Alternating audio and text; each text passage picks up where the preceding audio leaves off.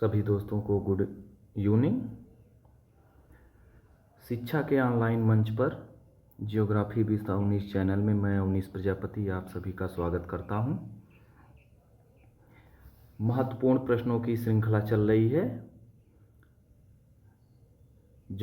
जिसमें 35 क्वेश्चन हुए थे। आज हम उसके आगे क्वेश्चन को हल करेंगे। ये क्वेश्चन जो है UP TGT, PGT, net, JRF एवं अन्य प्रतियोगी परीक्षाओं के दृष्टिकोण से महत्वपूर्ण है। आज का पहला क्वेश्चन है लोयस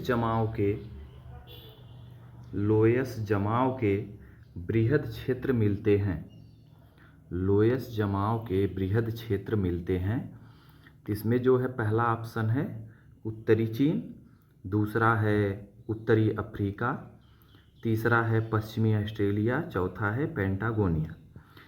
तो 36 का आज का पहला और जो है इस प्रश्न की श्रृंखला का 36वां क्वेश्चन, इसमें ऑप्शन नंबर ए सही होगा।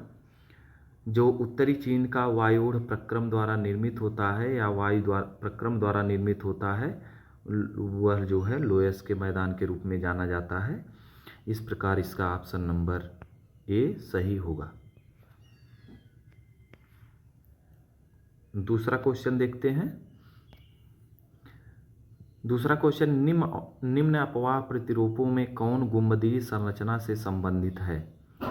निम्न अपवाह प्रतिरूपों में कौन सा गुंबदीय संरचना से संबंधित है? तो पहला ऑप्शन है वलयाकार, दूसरा है पादपाकार, तीसरा है जालीनुमा, चौथा है परनुमा। तो इसका ऑप्शन नंबर ए सही होगा वलयाकार, जिसमें गुंबदीय संरचना वाले स्थल पर नदियां चक्रीय अवस्था में प्रवाहित होती हैं, जिससे प्रवाह प्रतिरूप वलयाकार हो जाता है। वलयाकार अपवाह प्रतिरूप को चक्राकार क्रम भी कहा जाता है। इस प्रकार 37 का ऑप्शन नंबर ए सही होगा। अगला क्वेश्चन देखते हैं। निम्नलिखित जोड़ों में से कौन सा जोड़ा गलत है? स्टैग समुद्री तरंगों के अपरदन से निर्मित। दूसरा है बाल्सन एक मरुस्थलीय बेसिन है। तीसरा अपदलन रासायनिक अपरदन से संबंधित एक प्रक्रिया है। चौथा टालुस पर्वत पदीय क्षेत्र में कंकड़ पत्थर के निक्षेप है। तो इसमें पहला जो है स्टैग के समुद्री तरंगों के अपरदन से निर्मित होती है। दूसरा है बाल्सन, यह एक मरुस्थलीय बेसिन है, ये भी सही है। चौथा दो है टालुस पर्वत पदीय क्षेत्र में कंकड़ पत्थर के निक्षेप हैं, ये भी सही है। इसका ऑप्शन नंबर सी गलत होगा। अपदलन इसे परतों का उखड़न भी कहा जाता है। यह वायु एवं ताप के सम्मिलित सहयोग से संपन्न होता है। इस प्रकार इसका ऑप्शन नंबर सी सही है, मतलब गलत है। अगला क्वेश्चन देखते हैं। ड्रिफ्ट मैदान का निर्माण होता है। ड्रिफ्ट मैदान का निर्माण होता है। तो पहला है हिमानी निक्षेप, दूसरा ऑप्शन है हवा द्वारा लाई गई धूल के निक्षेप से, तीसरा है नदियों द्वारा लाए गए मलबा के निक्षेप से, चौथा है समुद्री लहरों के निक्षेप से। तो इसमें जो है ड्रिफ्ट का निर्माण जो है हिमानी के निक्षेप से होता है। हवा द्वारा लाई गई धूल के निक्षेप से लोयस का निर्माण होता है, लोयस के मैदान का। और जो है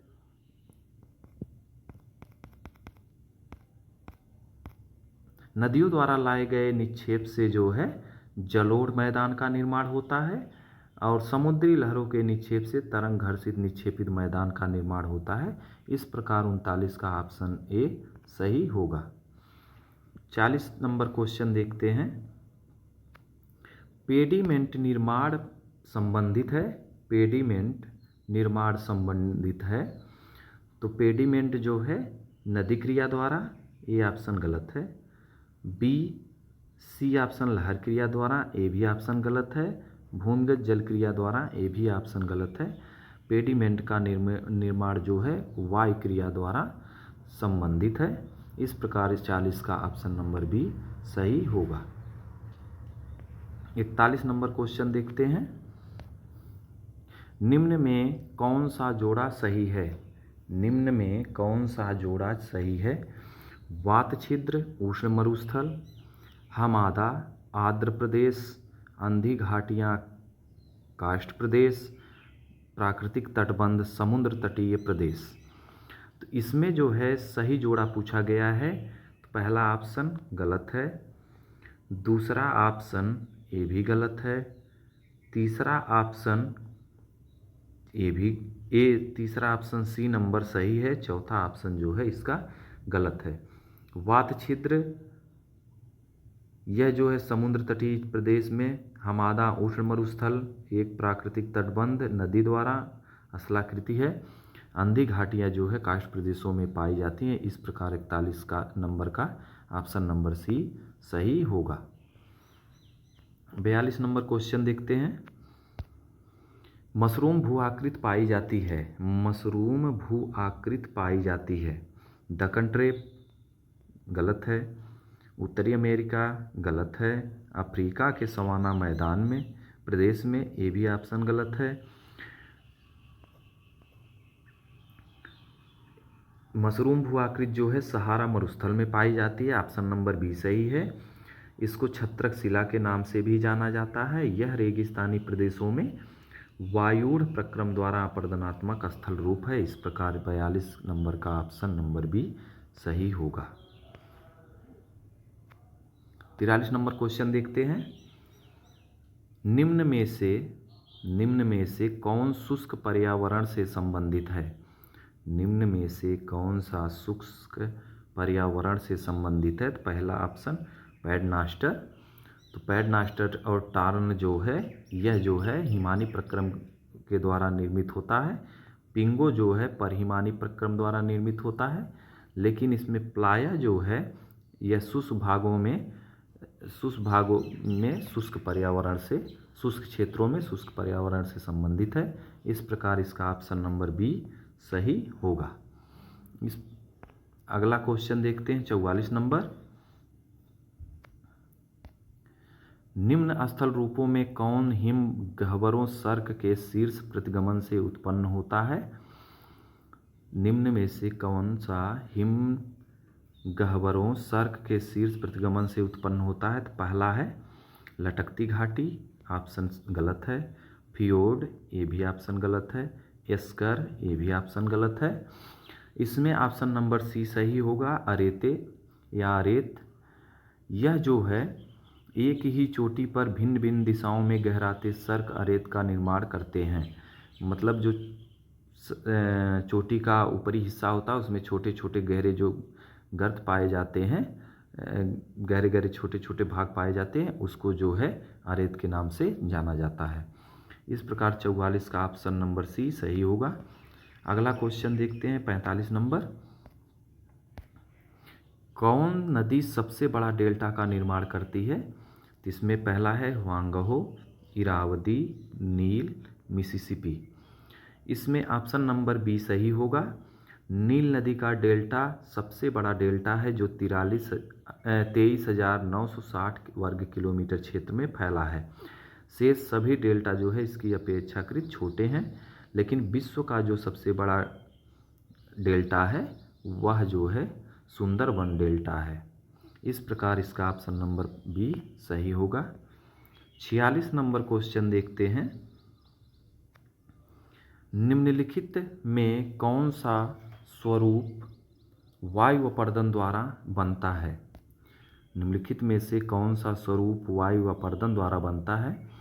इसमें पहला ऑप्शन है प्रपात, यह नदियों के द्वारा बनता है।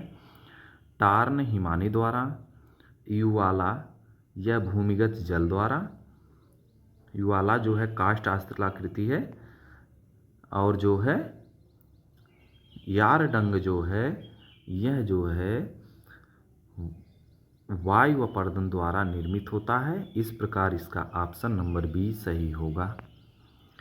47 नंबर क्वेश्चन,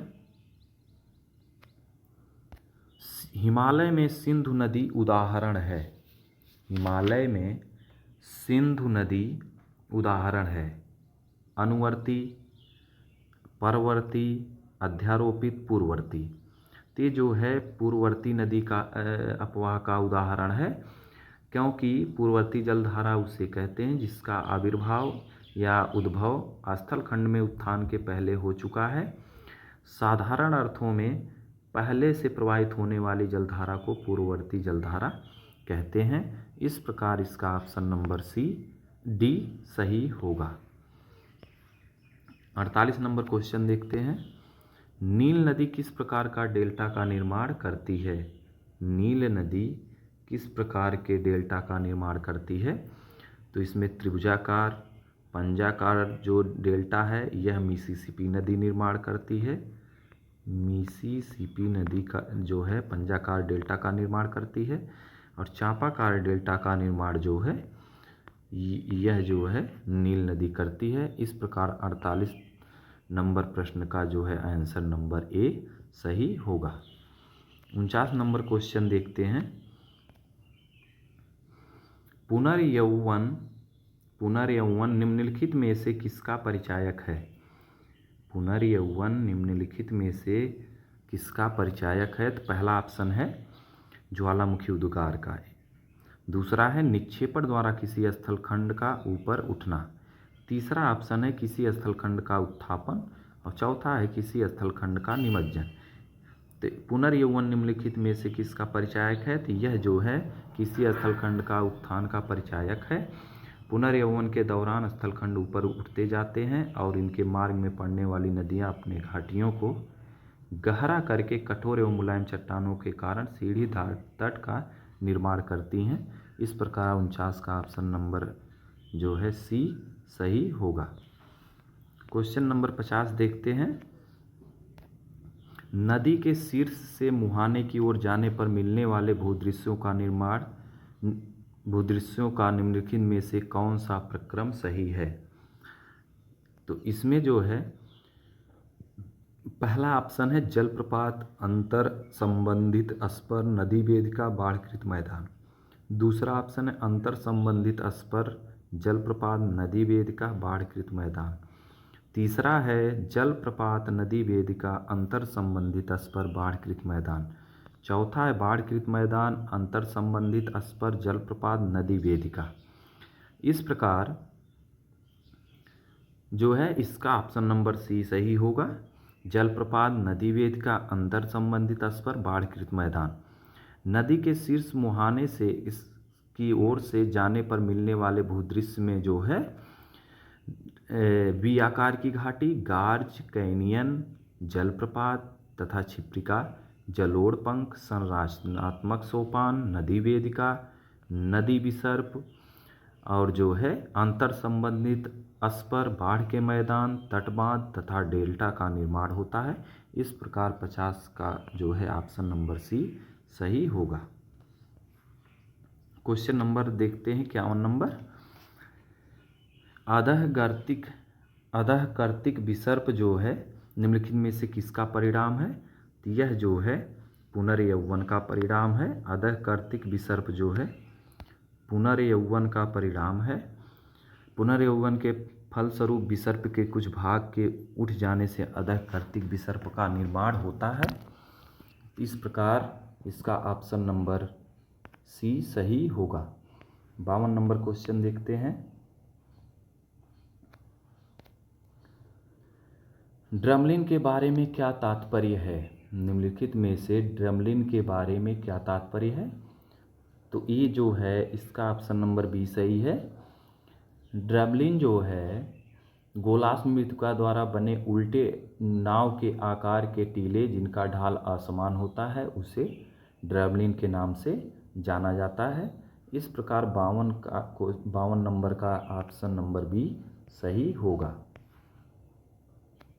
53 नंबर क्वेश्चन देखते हैं, इसमें जो निम्नलिखित में से कौन सी स्थलाकृत समुद्री नितल से संबंधित है। तो इसमें जो है स्टैक, केरी, मियांडर ये नदी प्रवाह से संबंधित है। स्टैक समुद्री जो है अपरदन से संबंधित है। और जो है ट्रेंच जो है यह जो है समुद्री नितल से संबंधित है। जो है चैलेंजर गर्त या मैरियाना गर्त जिसकी गहराई 11,033 मीटर प्रशांत महासागर में स्थित सबसे गहरा गर्त है, जबकि स्कैरी, स्टैक तथा मियांडर अपरदनकारी शक्तियों द्वारा निर्मित स्थलाकृति रूप हैं। इस प्रकार 53 का ऑप्शन नंबर ए सही होगा। 54 नंबर क्वेश्चन देखते हैं। आंतरिक नदियों द्वारा शुष्क मरुस्थलीय क्षेत्रों में निर्मित झील निम्नलिखित में से किस नाम से जानी जाती है? तो यह जो है प्लाया के नाम से जानी जाती है। प्लाया के ऊपर क्रमशः बजादा एवं पेडिमेंट होते हैं। संपूर्ण स्थलाकृति को बाल्सन कहते हैं। जबकि लैगून एक प्रकार के समुद्र तटवर्ती खारे जल की झील है, जैसे उड़ीसा की चिल्का झील। मरुस्थलीय बेसिन वायु द्वारा अपर्दित निम्न भूमि स्थलाकृति है। इस प्रकार प्लाया जो है इसका ऑप्शन 54 का ऑप्शन नंबर बी सही होगा। आज के सेशन का अंतिम क्वेश्चन, अर्धचंद्राकार मरुस्थलीय आकृति किस नाम से जानी जाती है? अर्धचंद्राकार मरुस्थलीय आकृति किस नाम से जानी जाती है? तो ये जो है एरेट, क्वेश्चन सीप, गारा, ये 3 ऑप्शन सही गलत हैं। इसका ऑप्शन नंबर सी सही है। अर्धचंद्राकार मरुस्थलीय आकृति किस नाम से जानी जाती है? तो यह जो है बरखान के नाम से जानी जाती है। मरुस्थलीय क्षेत्रों में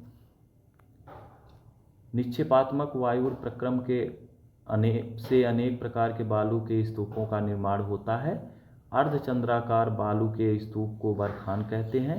इसका हवा की दिशा की ओर मंद ढाल तथा हवा के विपरीत तीव्र ढाल होता है। इस प्रकार 55 नंबर क्वेश्चन का आंसर जो है ऑप्शन नंबर सी सही होगा।